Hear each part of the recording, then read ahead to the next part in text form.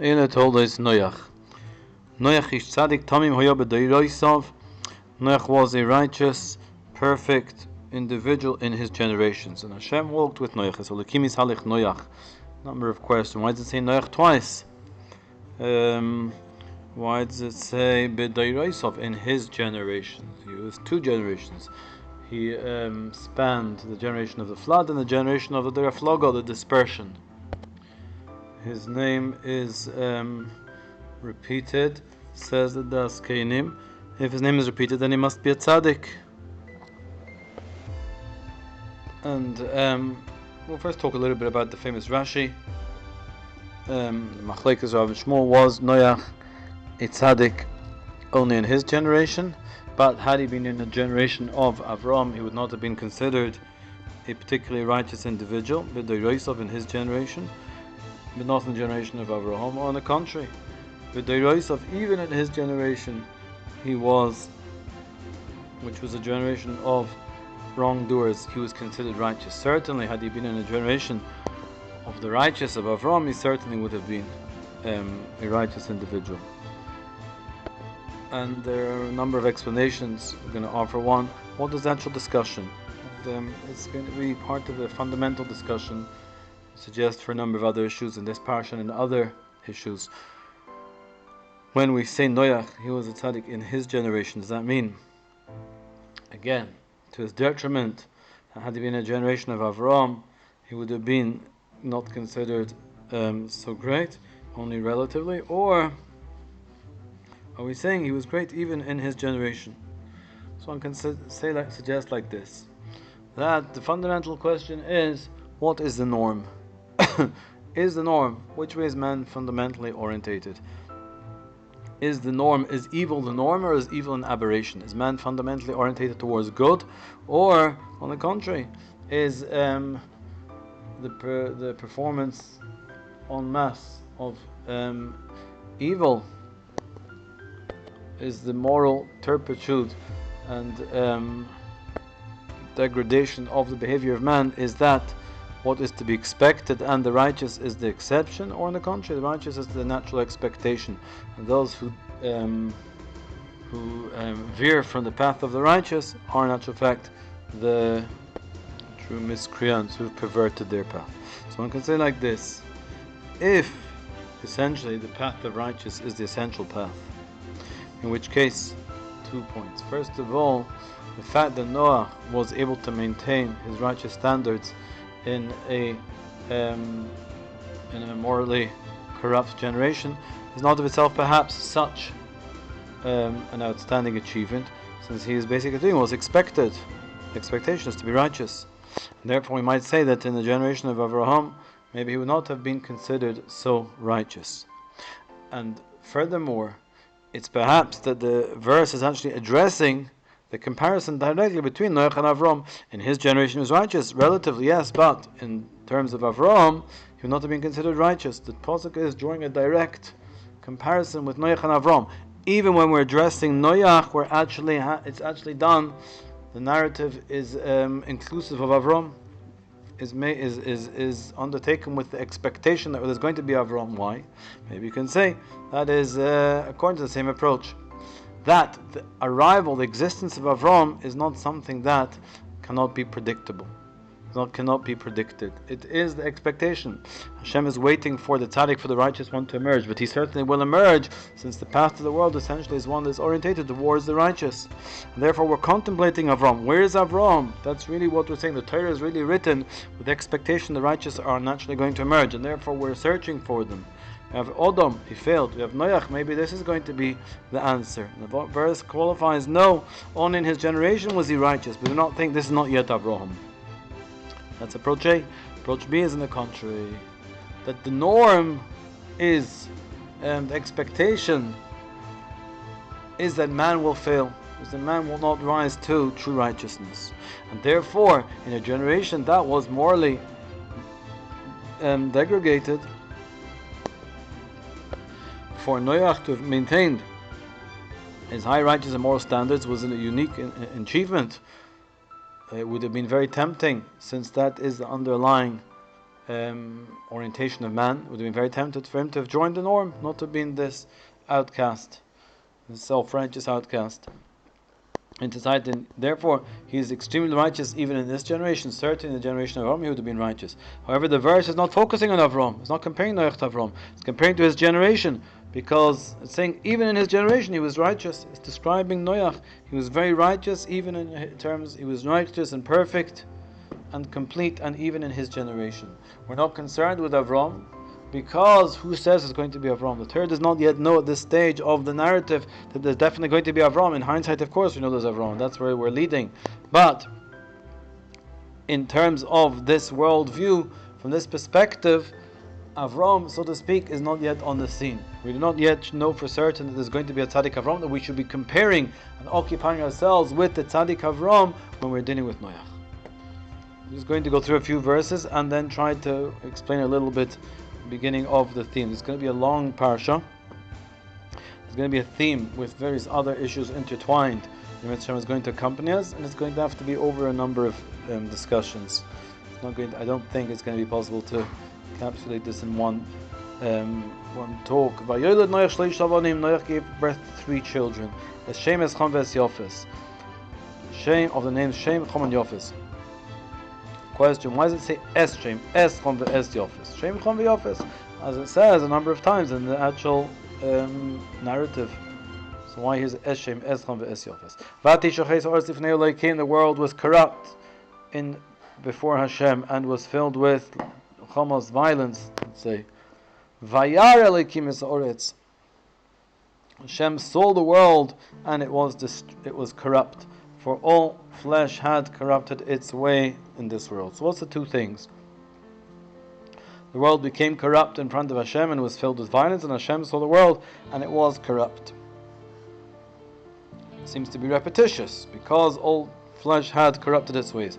So we could say that it's 2 levels. First of all, the world was corrupt, lifnei Elokim. Perhaps from the perspective of Hashem it was considered corrupt, but maybe it was not absolutely corrupt. There was a perception of corruption, and it was full of violence, but yet nevertheless perhaps it was not completely overwhelmingly of a corrupt nature.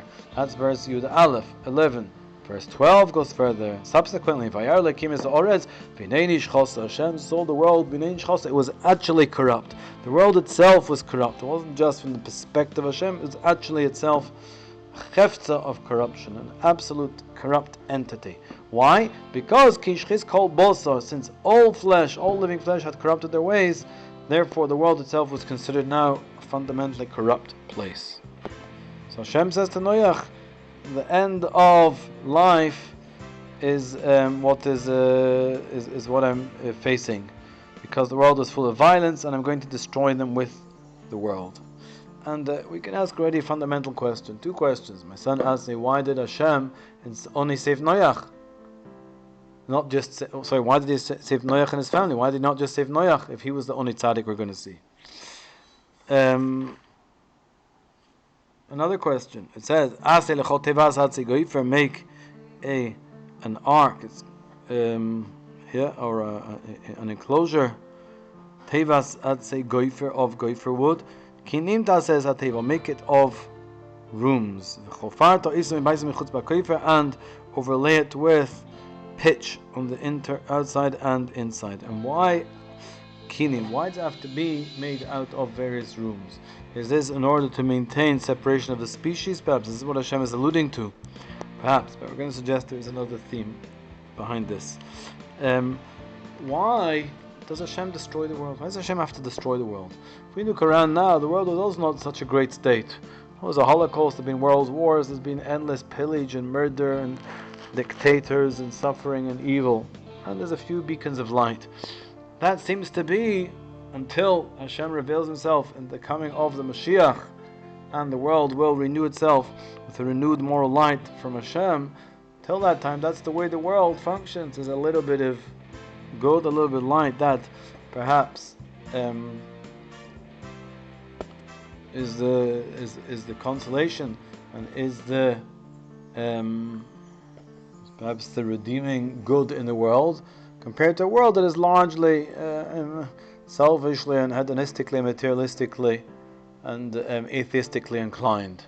But there's always that those redeeming individuals or groups who do conduct themselves as appears to be to us, to our judgment, as in an appropriate manner, appropriate spiritual manner, believing in Hashem, practicing that belief, acting in tikkun olam, and trying to redeem and improve the world.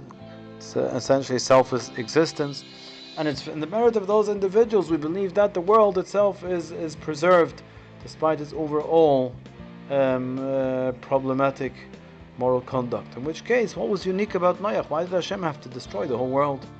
Let Noach, we've got the righteous bastion of righteousness, Noach, and his family. So let, like Avram, Avram was also in a generation of evildoers, and Hashem picked him out, and said, I am choosing you to be the representative of God and of good in this world. That's the way the world has always gone. Hashem accompanied him with his divine protection, placed his divine covenant, and his divine name is associated with Avram, and that's what allowed him to survive in this sea of moral iniquities. So why could Hashem not do the same with Noach? Let Noach continue in this way. Why do we have to have a destruction of the whole world? Maybe Noach was not righteous sufficiently. According to that opinion, maybe. Well, according to the opinion that Noach was sufficiently righteous. So much is made, many articles, and many speeches, and many talks are given. Sort of the theme of which is Noach perhaps was did not exhibit perhaps spiritual leadership, inspired spiritual leadership. He was not able to influence others. He was not able to save his generation. He did not pray on behalf of his generation. And that, in that facet, he's compared negatively to Avram. He did not try to argue the case for his generation. And maybe that's why Hashem did not save the generation. Had Noach perhaps prayed, then maybe the results would have been different. Nevertheless, we can still ask, why was this the chosen path of Hashem? That He's going to punish, destroy, renew the whole world, rather than allowing the world to continue the way it is, and to maintain the righteous, to maintain their righteous identity and practice. Are we going to suggest that the corruption and evil in the world were so overwhelmingly potent at that time that it would not have been sustainable? It would not have been possible for Noach to have maintained on a long-term basis, him and his progeny, their status as the sole righteous, the sole source of righteous moral conduct in the world. Ultimately, they would have been overwhelmed by the sea of immorality. Maybe that is the conclusion. We're going to see. V'zeh Hashem says, Tesvov. This is how Hashem gives very precise instructions. This is exactly how you should construct this table, this ark. 300 cubits length, 50 broad, and 30 high. What's this telling us? Tsoyar tasel tevo. Construct a window or a bright shining stone that emits light in the teva as a source of light, it seems. Vel amot chalenim milmala, and close it to an amo on the top. Upesach hateva, and place the door on the side. And tachtim shneim ushlishim ta'asel, constructed with floors, 3 floors. What is the meaning and what is the purpose of this? Vani, says Hashem, I am going to bring the flood on the world to destroy everything that has life. Anything on the world will perish. Why is this? What is the idea of this? And I shall conclude my covenant with you, and you will come into the ark, and your wife and your children, but not in that order. Here it does say you and your wife. You and your children, and then your wife and your children's wives. Because Noach was not permitted to conduct, or his children, in marital relations, nor were the animals during their sojourn in the ark, because since the world outside was enduring the divine punishment, this was not considered a time that was appropriate for marital relations or for procreation. This is a time of destruction, and even though Noach is privileged to be divinely protected from this, nevertheless, it's basically saying that he's not completely divorced and alienated from what is happening in the world, and he also has to sympathetically identify. Then the famous instruction, from all living animals shall bring two to the ark, to sustain them with you. Zachor nekeva, male and female. From the birds, from all creatures, they will come to you. Das Kenny points out, Boim, they came. You're meant to bring them? No, they came. So which is it? You should take, or they will come? Both expressions exist. Tovi, you shall bring, they will come themselves. How do we reconcile this? And Noach did this, and he did everything that Hashem commanded him. And these instructions, it seems, are going to be repeated somewhat a number of times in the coming verses. But let's try and look. Here we have all the building blocks of this episode, and we're going to try and understand them a little bit according to our limited understanding. Well, let's look at the Das Kelim. He brings the other famous discussion. What does Toldos mean? These are the generations, or these are the events, the eventualities, the vicissitudes. What happened to Noach? Is it a description of the events or a description of the progeny, children of Noach? Toldos can mean both. So Rosh puts it like this: these are the events that occurred to Noach. He was righteous, and his generation were evil, and Hashem decided to destroy them, and He told Noach to construct an ark, etc. Then he brings another explanation. That he brings it like this: these are the generations of Noach, and it says Noach 3 times in the verse. Actually, Ele told us Noach ish Tsadik Tomim. So the king is Halich Noach 3 times. It says Noach. It's already an interesting and important observation. And also it says he exhibited 3 righteous traits: righteous, Tomim, and his Halich Noach. He walked with Hashem. And in addition, he gave birth to 3 righteous children, it seems, Shem, Cham, and Yefes. And also, Noach himself saw a world Banoi secure and intact, then Chorev destroyed, and Alt, and again Banoi, again intact and rebuilt. He had the perspective of all 3 stages: intact, destruction, and then rebuilt again. Similarly, Daniel, he saw the Beis HaMikdash, the temple, when it was still standing. Then he was present during the destruction, and also he was privileged to perceive when it was rebuilt in the time of Koresh. Daniel had that perspective, unique perspective, as did Eoiv. He saw his own personal welfare, his household intact and thriving, and then destroyed and once again rebuilt. Therefore, these 3 characters are mentioned by Yechezkel. Let's see Das Kein. Das Kein brings Ish Tsadik. He brings again this discussion, or related, that pre-Tzadik Eitz Chaim, the fruits of the righteous are the tree of life. When a person leaves this world, he brings in the Tanchuma, and he's leaving the world childless. So he's distressed, and he cries, I have not left any progeny in this world. Hashem says to him, you have left fruits. He says, what fruits? He says, the Torah that you conducted yourself with. As it says, pre-Tzadik, the fruits of the righteous Eitz Chaim is the tree of life. It doesn't say Bonov, your children. Rather it says Eitz Chaim, the tree of life, the Torah, which is called Eitz Chaim.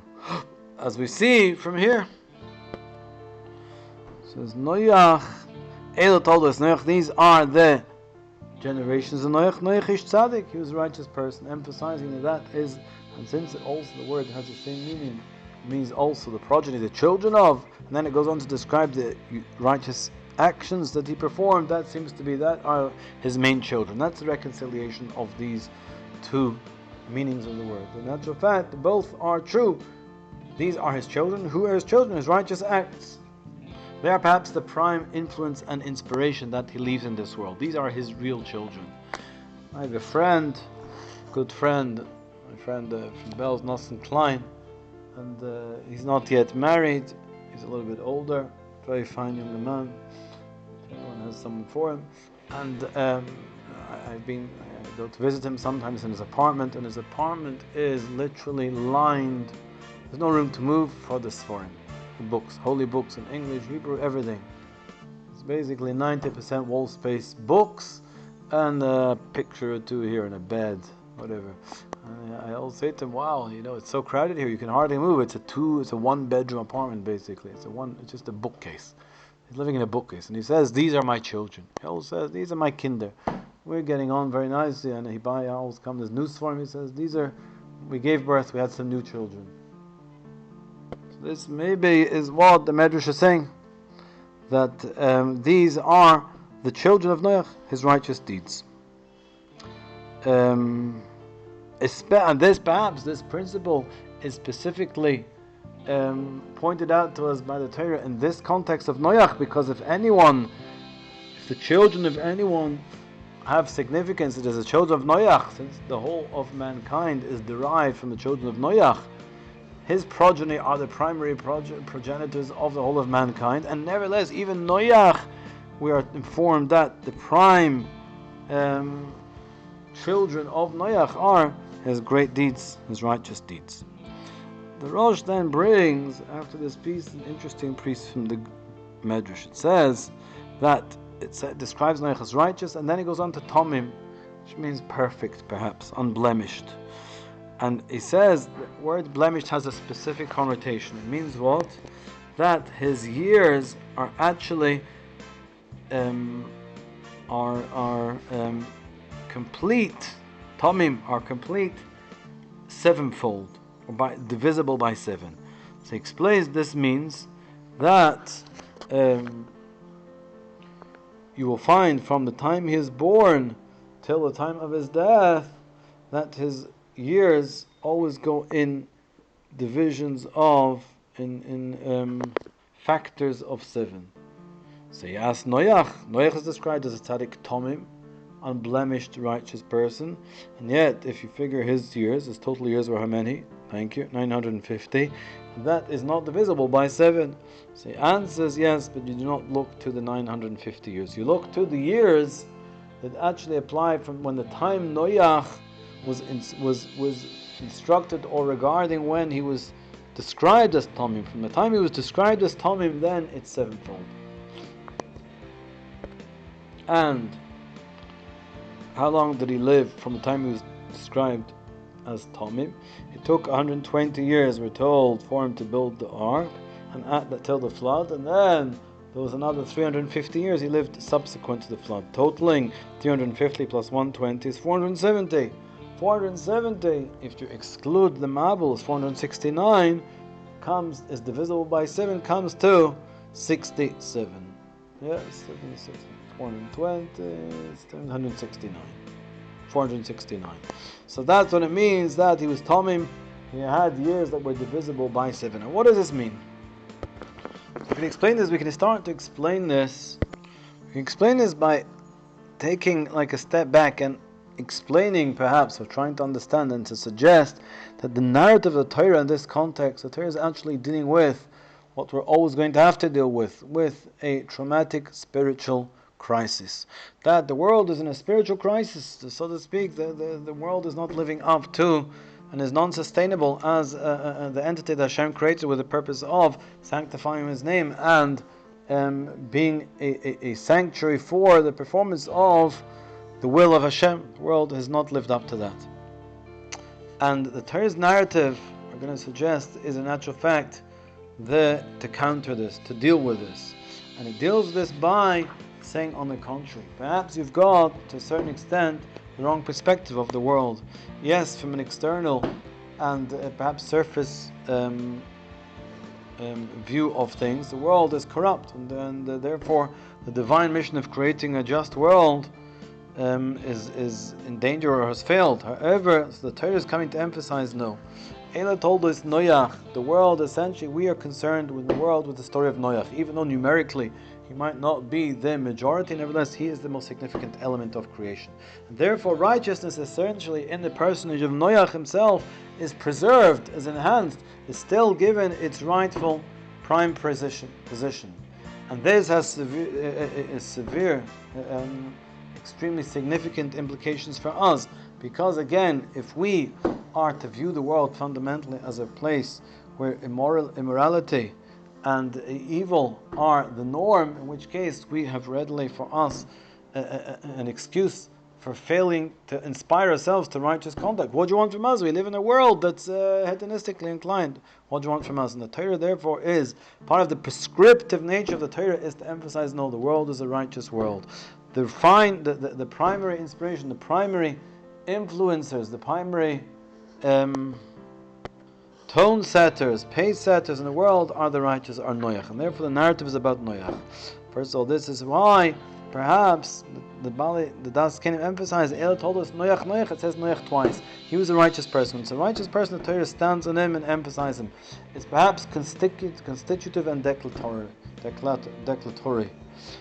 In that, the Torah is saying Noach is mentioned twice because he's extremely significant in the Torah's eyes. This is the world. This is the true perspective how you should be looking at the world. In terms of Noach, Noach, he's the real thing. And that's in declaring, and also is constituting itself. Since the Torah itself enhances the mention and memory of Noach, it is actually creating this effect itself that the Noach, the legacy is the prime inspirational influence in this world from that period. And thus perhaps this is the understanding why his true inheritance, his true legacy that Noach leaves is not his children. It's in actual fact his righteous deeds. Why? Because the Torah is telling us that they are truly inspirational. If you would think that these deeds have no effect whatsoever, then yes, I've left nothing. And the comfort to the person who has not left an impact in the world, has not left children, is that on the contrary, your good works, your Torah, your righteous acts have left a great impact on the world. Why?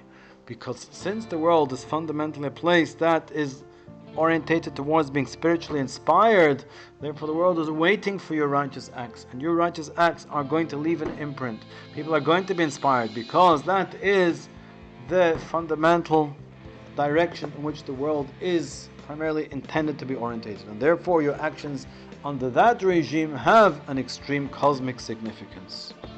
This is what the Das Kenim says. It mentions Noach in the verse 3 times. It mentions his 3 righteous traits, because 3 is always to enhance the significance of the matter. And that is what the Pasuk is coming to say. Before we start anything, we're really of what is of significance to us is Noach, is his righteousness. That is what counts in this world.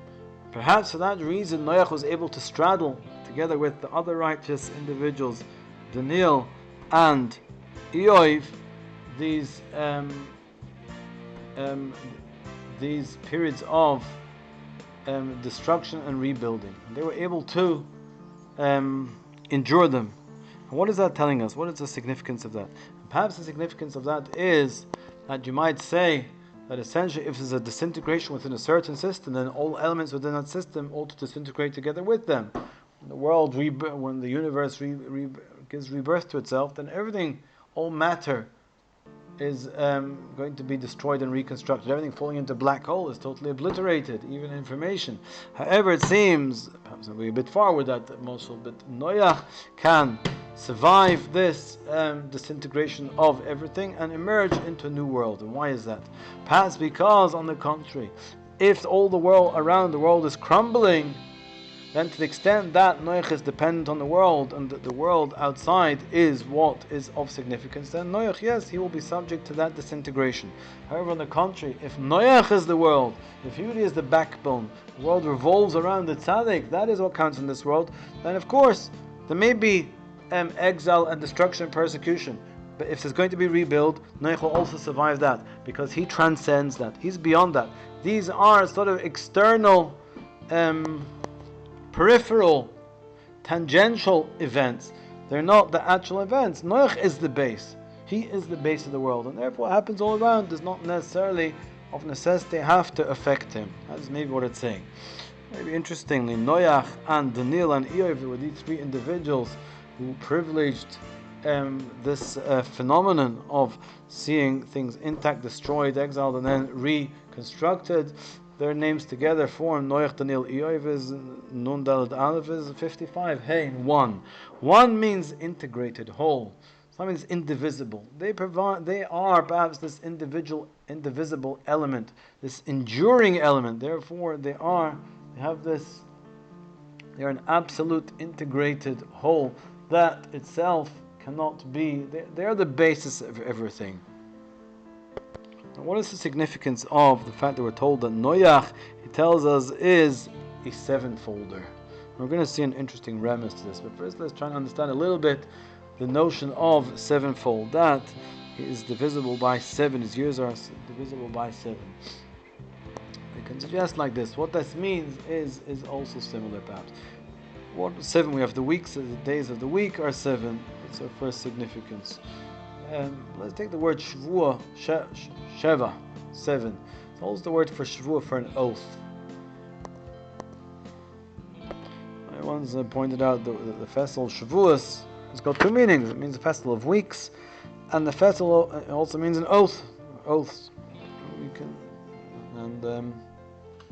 Ostensibly, these are two unrelated concepts. However, we can suggest that in actual fact there is a strong correlation between the two. Namely, the Shabbos, let's say the week, has two elements to it. It has the mundane and it has the holy.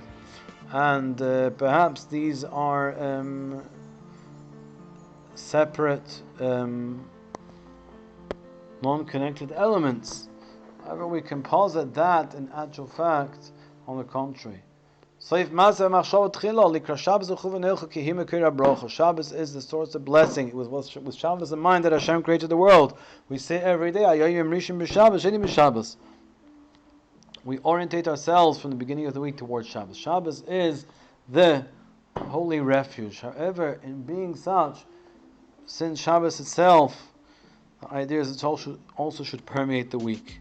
If our whole focus on Shabbos, it actually enables that all the mundane becomes informed with the holiness of Shabbos. If there will be no holy Shabbos every week, then perhaps the mundane itself would descend into a far more base experience. However, because we have this holiness, this kedusha of Shabbos every week, this enables the source of holy inspiration to permeate throughout the whole week and to inform it.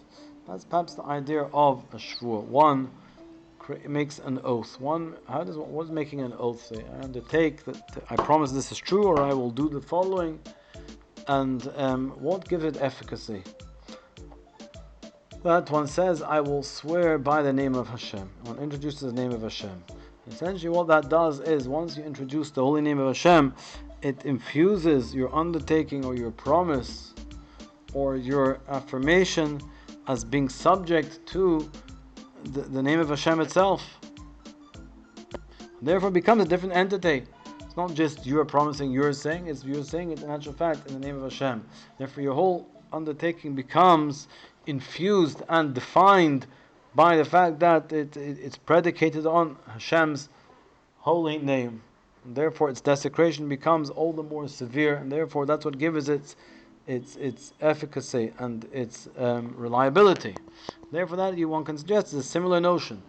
Shvuah, sevenfold, and Shvuah and oath are the same, essentially. That you've got a holy element that form a part of it, and they can actually serve to define and impact on the whole.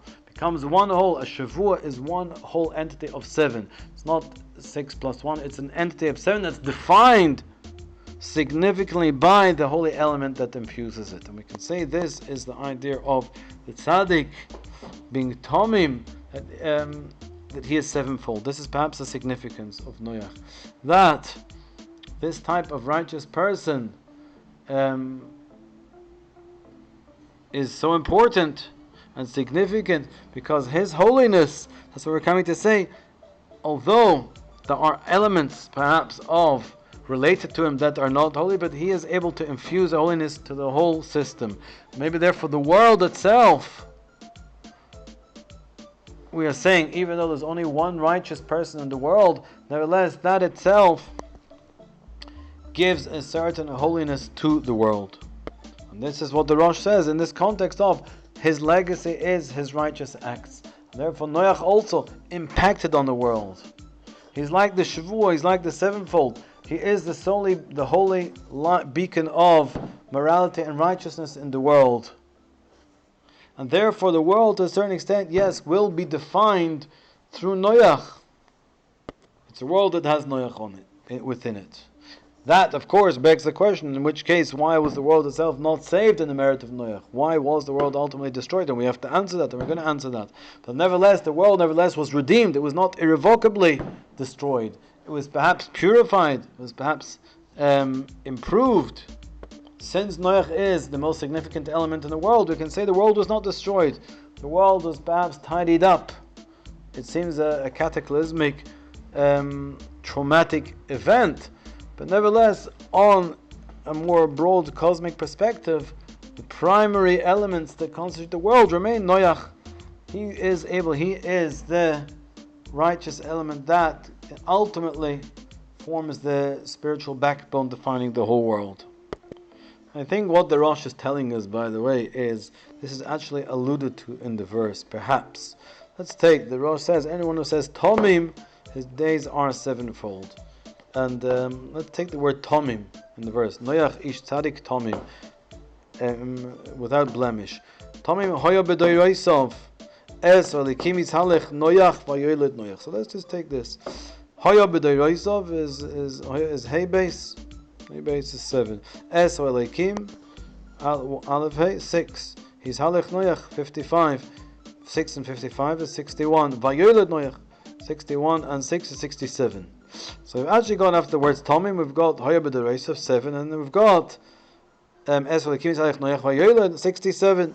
Amazing. Okay, so what? We just said the Das Kenim told us the Cheshbon that in calculating the 7 factorial of Noach's life, we look at what the 350 years he lived after the flood and 120 years he lived before the flood, from when he was instructed regarding the building of the ark and was described as Tomim. And that came to, the Rosh doesn't tell us, but or maybe he does, yes, Tov Ein, 470 years. And when we divide that by 7, and we take off the year of the Mabul, we get 7 times 67. Wow. 7 times 67, if we look, that's what comes after Tomim. After Tomim, you've got 7, Hoya b'doyroisav is 7, and then Es v'likim yitzhalech Noach is 51, plus Vayod Noach is 67. 61 plus 6 is 67. You got 7 times 67. That is maybe what the Rosh is alluding to. This amazing allusion in the Torah. And maybe it's also, to a certain extent, it's actually traversing. It starts off, Ela told us Noach, and then it says he was righteous, and it goes to Tomim, and then Vayoyled. It connects up to the Vayoyled. So it takes the righteousness and connects up to the Vayoyled, as if to tell us he gave birth. Maybe the prime progeny which Noach gave birth was his righteous acts, and they are what infuse the world. Similar to the notion of the sevenfold, that it is the holy element that infuses primarily the system with its holy nature. And the Das Kenim brings from a Medrash, the Gemara, that why is it, or it could be his own, that why is it that Hashem brought a Mabul at all? Why was a flood brought? And he brings, the Gemara says, V'roischin chatu kilkalu v'roischin nidoinu. They sort of boiled That was their kilkul. That was how they had perverted their ways in boiling whatever it was. Their immoral, promiscuous ways represented boiling passion, immoral passion, and therefore they were punished through boiling. They were cooked alive, essentially, in the boiling sulfur. And then he brings, actually, but why by water? He brings a parable. He says there was a king who was going with his entourage, and they came across a group that of actually were blind people. And the king heard background noise emanating from them, and he asked, "What is this? What are these sounds I'm hearing?" And he was told by his ministers, this is the background noise of these individuals who are praising the king. And the king said to himself, wow, if these people who do not have the ability to see are so praising me, therefore if I would place in their stead people who have their full sight faculties intact, then I can expect surely a far greater degree of praise. And that's in actual fact what he did. He took those who were unable to see, placed them in a less visible location, and took a group of citizens who had the ability to see, placed them in some prime location where they would be visible to the king. And the next time the king was passing, he heard again sounds emanating, and he asked his ministers, "What is it I'm hearing?" And they told him, "This is the voice of those who curse you." He said, "Who? This is these people who have the ability of sight are actually in fact cursing the king." And what are they saying? They're cursing out the king. Woe is to him that we have been so convicted. We have been forced into assuming this role of having to pay homage to the king. Upon hearing this, the king said, "These people must immediately be put to death, and we shall restore those who are unable to see. They should at least offer praise." Similarly, when Hashem created the world, initially the world's only the waters themselves, and the waters themselves offered praise to Hashem. The waters that are inanimate, they do not see or hear, nevertheless they were praising Hashem. Nosu noris Hashem, Yisu noris Hashem. And then Hashem said, okay, if that is the state of the world, then let's create man. Ultimately, however, man failed in fulfilling his mission of sanctifying the name of Hashem and then praising Hashem. So Hashem said, okay, let's restore the world to its former order, in which the water themselves were the only element. And therefore, the flood came. That's what the flood waters represented. So we can explain it like this. What is it saying?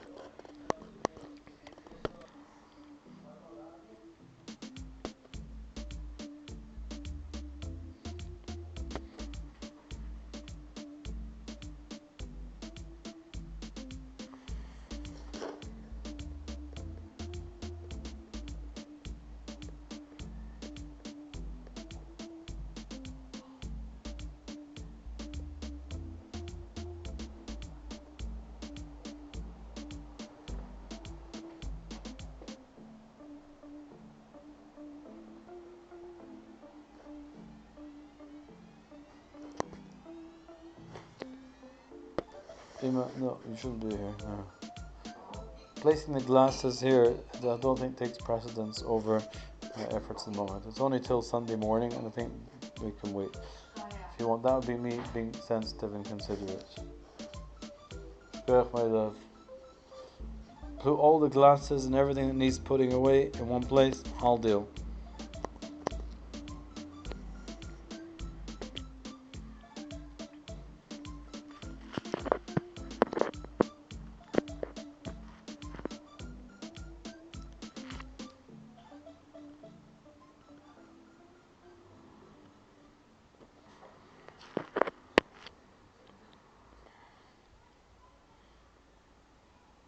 Mayor, you mind speaking in the other? Or?